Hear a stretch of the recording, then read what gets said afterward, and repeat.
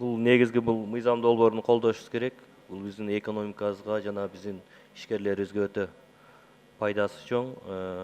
Кимиңиздер айтып кетесиздер, Санжар Турдукожоевич или Артем Эдуардович. Бул мыйзамды кабыл алсак, мындай жалпак түшүнө турган кылып айтсаңыздар, биздин депутаттарга да, коомчулукка да кандай пайдалары бар?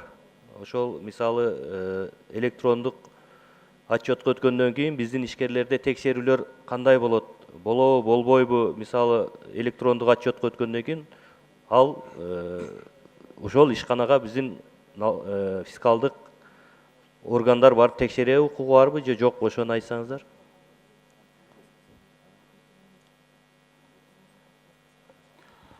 Уважаемый Табалды Гапырович, если просто описать основные компоненты данного законопроекта, он предусматривает 4 ключевые направления, 4 системы. Первая система – это электронные счета фактуры. Эта система позволит в онлайн-режиме формировать счет фактуры по НДС при обмене между субъектами предпринимательства. То есть если я, как продавец товара, выписал электронный счет-фактуру, она уже автоматически в системе налоговой службы отображается, ее невозможно изменить. И тот субъект, которому я выписал эту счет-фактуру, у него тоже в онлайн-режиме автоматически появляется уведомление о том, что такая-то сумма зачета по НДС к нему приходит. Если я, как получатель товара, не покупал этот товар и счет-фактуру эту не подтверждаю, в течение 60 дней не даю в налоговую службу подтверждение по этой счет-фактуре, автоматически субъект, который выписал, то есть у меня эта счет-фактура аннулируется, как у приобретателя, а субъект, который выписал эту счет-фактуру, у него возникают проверки, потому что идет подозрение на лжепредпринимательство. Второй компонент – это система ККМ онлайн с функцией по товарной классификации товаров.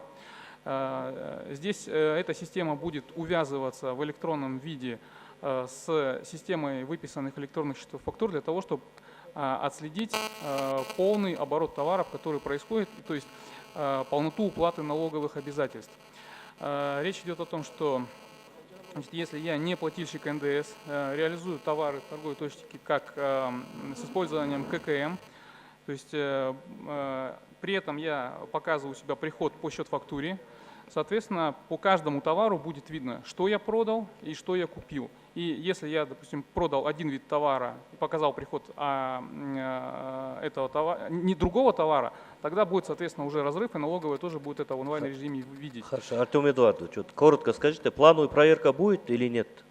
Что касается проверкам, то есть на первом этапе вот в этом компоненте налоговая будет в онлайн-режиме отслеживать все подозрительные транзакции с учетом системы рисков и по подозрительным операциям уже производить соответствующий контроль. Следующим шагом мы планируем, что при успешном внедрении этой системы и подвязывании, значит, налоговой службы к бухгалтерским системам предпринимателей можно будет перейти на удаленный налоговый контроль и, следовательно, отказаться вообще от рейдовых проверок. При этом та система по электронным счетам-фактурам, которая вот сейчас предлагается, электронная, она позволит уже предпринимателям самостоятельно не сдавать отчеты по счет-фактурам. Налоговая будет в онлайн-режиме формировать полностью отчетность по счет-фактуре и направлять предпринимателям просто на подтверждение. То есть они в конце месяца получают от налоговой отчет по счет-фактуре, они смотрят реестр, они смотрят, все ли соответствует. Если все соответствует, они дают подтверждение, и, соответственно, налоговая это принимает. Значит, в будущем налоговый орган не будет ходить по фирмам, правильно? Да, мы должны к этому прийти, и вот это первым шагом является. Андан Санжар Турдукожоевич, Финполицияда жок экен, мына жакында эле Дастан Артисбекович Ош базарында бир кичине жер күйүп кетти. Ошол жерде бир факт болду да. Ошол жерде баягы күйүп кеткен бизнесмендер биздин налоговыйга кайрылды да, биздин органдарга мынча деп. Ошол жерде мына текшерип, канча адам патент алып иштейт десе, ишкер десе, ошолда мен билишимче бир 50-дөй эле адам патент алат экен. Бирок жанагы кайрылгандар ошол жерде мен иштеген деген 200дөн ашык биздин ишкерибиз кайрылыптыр да. Бул жерде мына бир эле жерде кичинекей бир болбогон бир 1000 квадратка жетпеген жер күйдү. Ошол жерде мына 150 ишкер, Дастан Артисбекович. Бул өтө чоң маселе да биздин салык кызматы үчүнчү. Бул кичине эле жерди алганда, значит, биздин мамлекет боюнча бул маселе турат, Артем Эдуардович. Муну кандай контроль кыласыңар эми силер азыр? Бул маселе боюнча бизде жумушчу топ түзүлдү. Ошо бизден ишкер жарандарга жардам берүү катарында да. Ошондо сиз айткандай маалыматты, налоговый маалымат менен ишкерлердин маалыматы ар кандай болуп атат да. Ошону тастыктап туруп, анан Канча айырма жерди айтсаңар, мына налоговый айтсынчы ушул жерде. Ошо Ош базарда жакында күйүп кеткен жерде. Мылдык Капырович, кечиресиздер, мында маалыматым жок экен. Мен сизге жазып түрүндө берейин. Анткени бул топко Артем Эдуардович, у вас есть?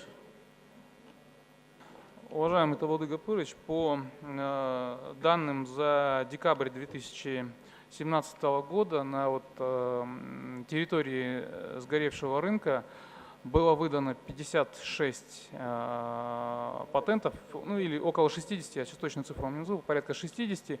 При этом количество торговых мест, которые предприниматель официально указывает на площади этого рынка, они превышали 90. То есть разрыв между выданными патентами и количеством торговых мест он уже есть. А по количеству обратившихся, значит, сейчас проводится уточнение, сколько реально предпринимателей находилось на этих торговых точек, был ли там один предприниматель или на одной точке два предпринимателя работают. То есть вот эта вся работа, она сейчас проводится совместно с акиматом Ленинского района. Санжар Турдукулович, бул жагын сиздер карап чыгышыңыздар. Мындай маселе бизде чоң турат. Рахмат.